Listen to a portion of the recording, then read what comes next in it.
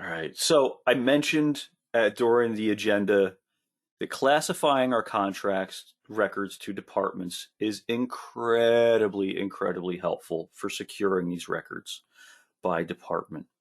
And I'm going to jump ahead of myself a little bit here. Again, this is one of those things to keep in your back pocket, but many of our system permissions are based around my department, and all.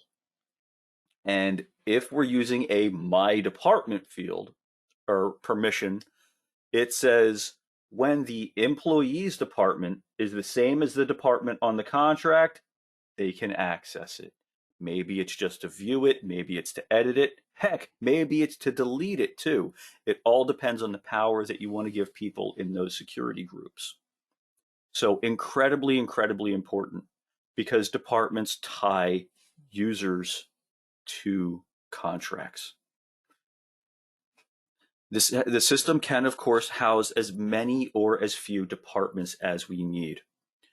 And one recommendation that I always give here is that do not feel constrained by the organization's departments when you're making your department list.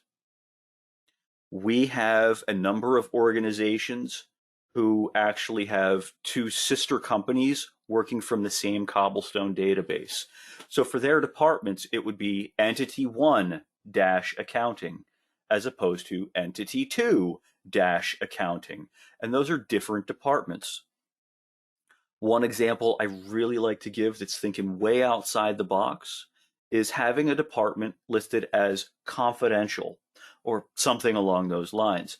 That way, if you've got incredibly sensitive records and documents, you can hide them from most users and only put a handful of people in that confidential department so they can access those records.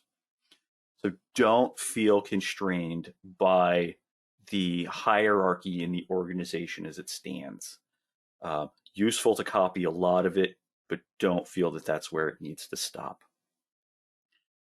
Adding a department is incredibly easy.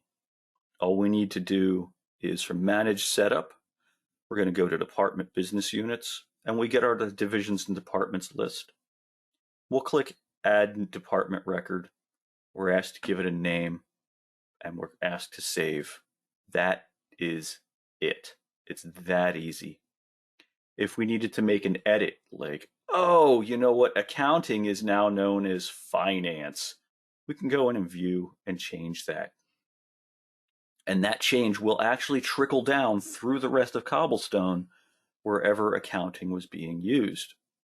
Because at the end of the day, CobbleStone doesn't care about the name so much as the ID field. CobbleStone technically knows whatever's listed here equals ID 131.